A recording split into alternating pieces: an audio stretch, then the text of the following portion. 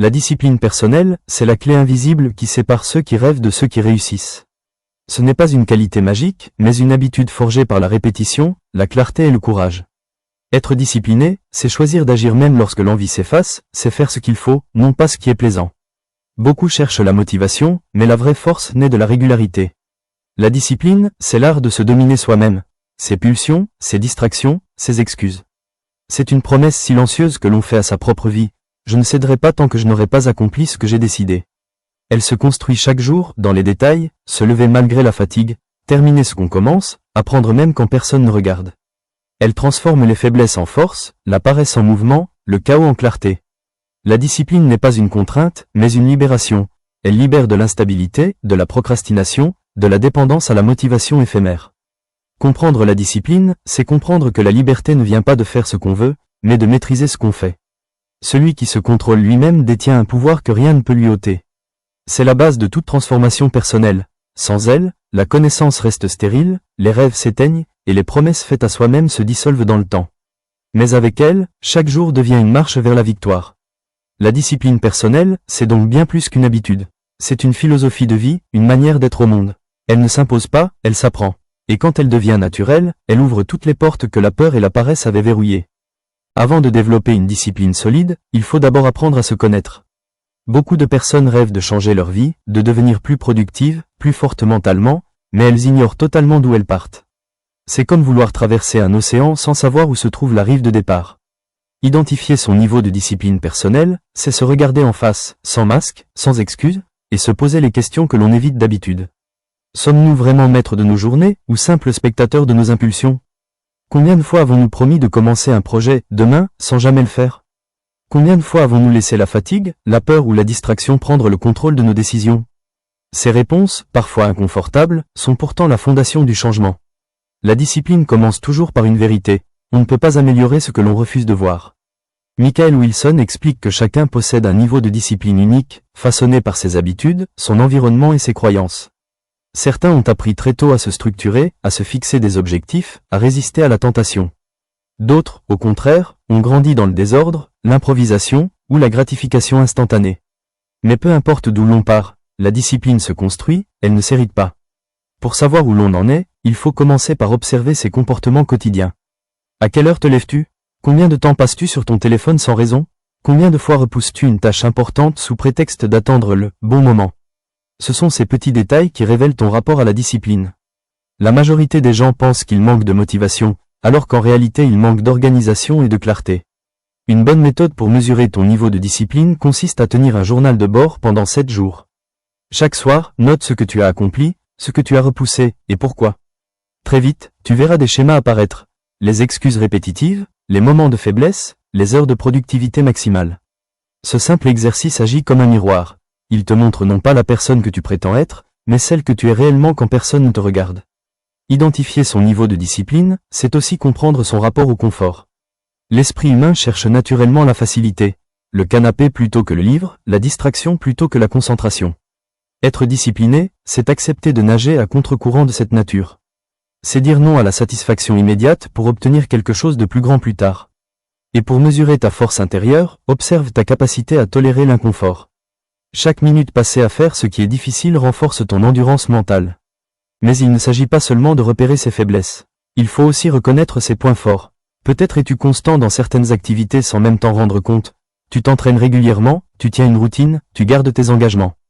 Ces réussites, aussi petites soient-elles, sont la preuve que la discipline existe déjà en toi. Le but n'est donc pas de la créer à partir de rien, mais de l'étendre à toutes les sphères de ta vie. La clé, c'est l'honnêteté. Beaucoup se mentent à eux-mêmes en se disant « je n'ai pas le temps » alors qu'ils le gaspillent sur les réseaux sociaux. D'autres affirment « je n'ai pas de chance » alors qu'ils n'ont jamais persévéré assez longtemps pour donner une chance à leurs efforts. Identifier son niveau de discipline, c'est refuser ces mensonges. C'est avoir le courage de dire « si je n'avance pas, c'est parce que je ne fais pas encore ce qu'il faut ». Ce n'est pas une punition, c'est une prise de pouvoir. Quand tu prends conscience de tes failles, tu redeviens le maître du jeu. Tu peux alors construire un plan d'amélioration, étape par étape. Par exemple, si tu découvres que tu cèdes souvent à la distraction, tu peux décider de limiter ton temps d'écran. Si tu réalises que tu manques d'énergie le matin, tu peux revoir ton sommeil ou ton alimentation.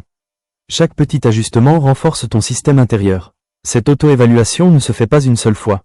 Elle doit devenir un réflexe régulier, comme un entretien mental. Le monde change, les défis évoluent, et ta discipline doit s'adapter. Parfois, tu te surprendras à retomber dans de vieilles habitudes. Mais ce n'est pas un échec, c'est un signal, celui qu'il est temps de te recentrer. En fin de compte, connaître ton niveau de discipline personnelle, c'est apprendre à mesurer ta puissance intérieure. Ce n'est pas un examen à réussir, mais un dialogue permanent entre toi et toi-même. Chaque jour, tu peux choisir d'être un peu plus fort, un peu plus cohérent, un peu plus fidèle à tes engagements. Et à force de petits pas conscients, tu verras la transformation s'opérer. Ton esprit deviendra plus stable, ton énergie plus constante, et ta volonté plus ferme. La discipline, comme un muscle, se renforce à chaque usage. Plus tu la pratiques, plus elle devient naturelle. Et ce processus commence toujours par cette première étape essentielle, reconnaître honnêtement où tu en es aujourd'hui. Parce que ce n'est qu'en acceptant la vérité sur ton niveau actuel que tu pourras bâtir la version disciplinée, concentrée et puissante de toi-même qui sommeille déjà à l'intérieur. Changer sa vie n'est pas un miracle, c'est un choix répété chaque jour. Beaucoup croient qu'il faut attendre un moment parfait, un signe, une opportunité, ou une grande révélation pour commencer à transformer leur existence. En réalité, le changement commence souvent dans le silence, au moment où tu décides que ta vie actuelle ne te suffit plus. Ce n'est pas une question de chance ou de talent, mais de décision intérieure. Et cette décision, personne ne peut la prendre à ta place. Changer de vie, c'est accepter de se confronter à soi-même. C'est un combat entre la version de toi qui veut évoluer et celle qui veut rester dans le confort. Ce combat, tu le ressens chaque matin quand le réveil sonne. Rester au lit ou te lever pour avancer. Chaque fois que tu repousses une tâche importante, c'est une défaite de la volonté. Chaque fois que tu résistes à la paresse, c'est une victoire sur ton ancien toi. La somme de ces micro-décisions façonne ton futur. Michael Wilson enseigne que le vrai changement ne commence pas par une révolution extérieure, mais par une réorganisation intérieure. Tu dois d'abord clarifier ce que tu veux vraiment. Tant que tes objectifs sont flous, ton esprit trouvera 1000 excuses pour ne pas agir. Mais dès que ta vision devient précise, chaque action prend un sens. Alors, écris noir sur blanc ce que tu veux accomplir. Sois concret. Combien d'argent veux-tu gagner? Quel style de vie veux-tu avoir? Quelle personne veux-tu devenir? Cette clarté agit comme un GPS, même si tu t'égares, elle te ramène toujours sur la bonne route. Une fois la vision posée, il faut la découper en petites étapes. La discipline ne se nourrit pas des grands rêves, mais des petites victoires quotidiennes. Si tu veux devenir plus productif, commence par planifier ta journée la veille. Si tu veux être en meilleure forme, fais 10 minutes d'exercice par jour avant de viser 1 heure. Si tu veux lire davantage, commence par 5 pages. Ce sont les petites actions répétées qui deviennent de grandes transformations. Le changement réel passe aussi par la gestion du temps. La plupart des gens ne manquent pas de temps, ils le dilapident sans s'en rendre compte. Tu dois apprendre à distinguer l'essentiel de l'inutile. Chaque heure que tu passes sur ton téléphone, tu la retires à ton futur. Chaque distraction acceptée est une promesse trahie à ton avenir. Le temps est la ressource la plus précieuse que tu possèdes, et la discipline est l'art de le respecter. Mais changer sa vie, ce n'est pas seulement adopter de nouvelles habitudes. C'est aussi désapprendre les anciennes. Les croyances limitantes sont des chaînes invisibles. Je ne suis pas fait pour ça, je suis trop vieux, je n'ai pas les moyens. Ces phrases, répétées inconsciemment, t'enferment dans une prison mentale. Le premier acte de liberté, c'est de refuser ces mensonges. À partir du moment où tu cesses d'y croire, ton esprit s'ouvre à l'action. Un autre pilier du changement est l'environnement. Tu ne peux pas espérer évoluer si tu restes entouré de personnes qui ne croient pas en toi, qui rabaissent tes ambitions ou qui vivent dans la médiocrité. L'énergie est contagieuse. Si tu côtoies ceux qui se plaignent, tu finiras par te plaindre aussi. Si tu passes du temps avec des gens disciplinés, tu adopteras naturellement leurs habitudes. Entoure-toi de personnes qui t'inspirent, pas de celles qui t'épuisent. Changer, c'est aussi accepter les chutes. Le progrès n'est jamais linéaire. Il y aura des jours où tu douteras, où tu voudras tout abandonner. Mais rappelle-toi ceci, la rechute ne signifie pas que tu as échoué, seulement que tu es humain. L'important n'est pas de ne jamais tomber, mais de toujours te relever plus vite. Chaque échec peut devenir une leçon, chaque erreur un tremplin. Ce processus demande du courage. Le monde moderne encourage la gratification immédiate. Tout de suite, sans effort. Mais le vrai changement exige de la patience. Il faut du temps pour construire de nouvelles habitudes, du temps pour que les résultats apparaissent. C'est comme semer une graine. Tu ne peux pas la forcer à pousser plus vite, mais tu peux la nourrir chaque jour par tes actions. Wilson insiste sur un point fondamental, le changement durable vient de l'identité, pas de la volonté. Tant que tu crois être quelqu'un de paresseux, ou quelqu'un qui n'y arrive jamais, tu finiras toujours par agir selon cette image. Pour transformer ta vie, tu dois d'abord changer la manière dont tu te perçois. Dis-toi, je suis une personne disciplinée, stable et concentrée. Même si ce n'est pas encore totalement vrai, ton cerveau finira par s'y conformer. L'esprit agit toujours en accord avec la vision qu'il a de lui-même. Enfin, pour que le changement s'ancre, il faut de la gratitude. Chaque progrès mérite d'être célébré, même minime. Dire « merci » à soi-même pour chaque pas accompli renforce la confiance intérieure. Ce n'est pas de l'ego, c'est de la reconnaissance. Et la reconnaissance crée un cercle vertueux. Plus tu apprécies ton parcours, plus tu veux avancer. Changer sa vie, ce n'est donc pas attendre un miracle, ni espérer que le monde devienne plus juste. C'est prendre la responsabilité totale de ton destin.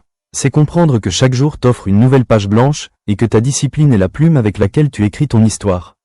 Tu n'as pas besoin d'être parfait, tu as juste besoin d'être constant. Et si tu tiens cette constance, même dans la douleur, alors tôt ou tard, la vie finira par s'incliner devant ta détermination. L'échec fait partie de toute vie humaine. Pourtant, beaucoup le perçoivent comme une fin, une preuve qu'ils ne sont pas faits pour réussir.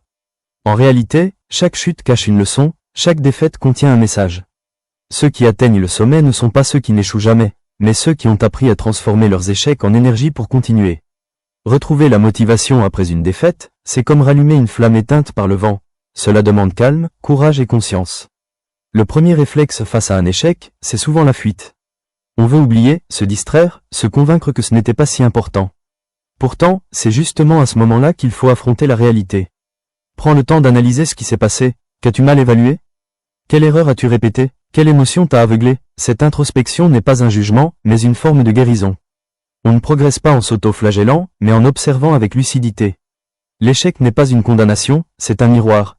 Il te montre ce qu'il te reste à comprendre pour grandir. Michael Wilson souligne que la motivation ne disparaît jamais vraiment. Elle s'endort simplement sous le poids de la frustration et du doute. Pour la réveiller, il faut lui redonner une raison d'exister. Souviens-toi pourquoi tu as commencé. Avant la déception, il y avait un rêve, un désir profond, une vision qui t'animait. Reconnecte-toi à cette source. Écris ce rêve, visualise-le, ressens-le à nouveau. La motivation renaît toujours lorsque la vision redevient claire. Mais il ne suffit pas de se rappeler ses objectifs. Il faut aussi redéfinir sa relation avec la difficulté. Beaucoup abandonnent après un échec parce qu'ils s'attendaient à un chemin facile. Ils pensaient que la persévérance suffirait, que les résultats seraient rapides. Or, la vie ne récompense pas l'impatience, elle récompense la constance. Si tu acceptes que la douleur fasse partie du processus, alors plus rien ne pourra t'arrêter. La souffrance devient alors un indicateur, elle te montre que tu es en train de sortir de ta zone de confort. Une autre clé pour retrouver la motivation, c'est de changer ton langage intérieur. Après un revers, l'esprit devient son propre ennemi. Il répète « Je suis nul, j'ai encore échoué, je ne réussirai jamais ». Ces pensées détruisent ton énergie vitale. Apprends à te parler comme tu parlerais à un ami. Dis-toi « Je suis en train d'apprendre, je deviens plus fort, ce n'est qu'une étape ». Les mots ont un pouvoir. Ils peuvent soit t'enfoncer, soit te reconstruire. Le secret, c'est de transformer la douleur en direction. Chaque échec t'indique un ajustement à faire. Peut-être devais-tu changer de méthode, de stratégie, ou même d'état d'esprit. Parfois, ce n'est pas le rêve qui est mauvais, mais la façon dont tu t'y prends. Wilson insiste, l'échec ne t'arrête que si tu refuses de l'interpréter. Ceux qui réussissent sont ceux qui utilisent la chute comme tremplin. Pour raviver la motivation, il faut aussi reconnecter avec l'action. Le pire ennemi de la volonté, c'est l'inaction. Plus tu restes immobile, plus ton esprit s'enlise dans la peur et la culpabilité. Lève-toi, bouge, fais une petite chose, même minime. Une marche, une lecture, un appel. L'action relance la dynamique intérieure.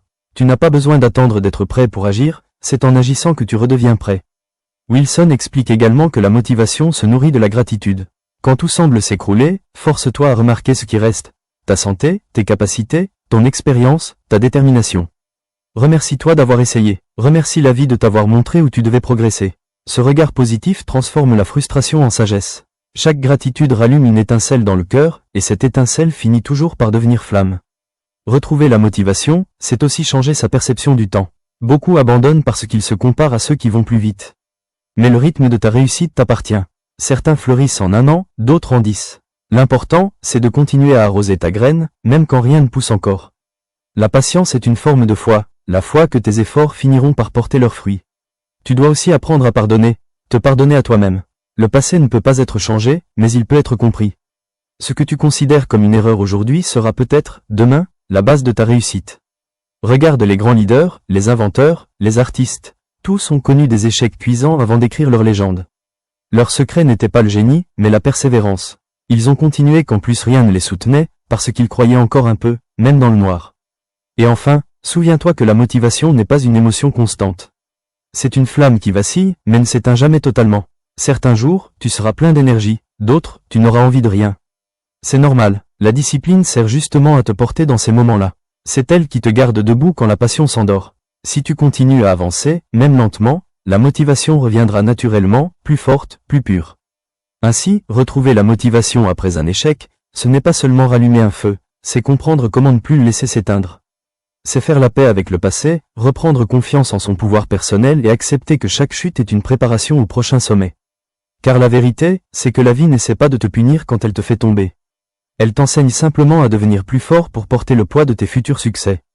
Il arrive un moment dans chaque vie où il faut cesser de penser, de planifier, de douter, et agir. La plupart des gens savent ce qu'ils doivent faire, mais peu le font. Ils attendent un signe, un moment parfait, une meilleure opportunité. Mais ce moment n'existe pas. Ceux qui réussissent n'ont pas attendu que les conditions soient idéales, ils ont commencé avec ce qu'ils avaient, là où ils étaient. Le passage à l'action est le pont entre la connaissance et la transformation. Sans lui, tout savoir reste inutile. Michael Wilson insiste sur une vérité simple. Le changement commence au moment où tu passes à l'action, pas avant. Peu importe la taille de ton premier pas, ce qui compte, c'est de le faire. Beaucoup paralysent leur potentiel en voulant que tout soit parfait. Le bon plan, la bonne humeur, la bonne énergie. Mais la perfection est une illusion. Si tu veux réellement avancer, commence mal, mais commence. L'action imparfaite vaut toujours mieux que l'inaction brillante. Passer à l'action, c'est décider de ne plus remettre à demain ce que tu peux faire aujourd'hui.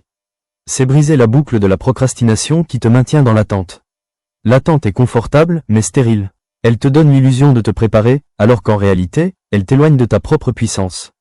L'action, elle, te confronte à la réalité. Elle t'oblige à apprendre, à t'adapter, à évoluer. Même quand tu échoues, tu avances, car tu découvres ce qui fonctionne et ce qui ne fonctionne pas. Le plus difficile, ce n'est pas de faire, c'est de commencer. L'esprit trouve toujours des excuses pour repousser. Je suis fatigué, je ferai mieux demain, je ne suis pas prêt. Ces pensées sont des pièges. Si tu les écoutes, tu resteras éternellement coincé dans le cycle du « bientôt ». La vérité, c'est qu'on ne se sent jamais totalement prêt. Le courage n'est pas l'absence de peur, c'est l'acte d'avancer malgré la peur.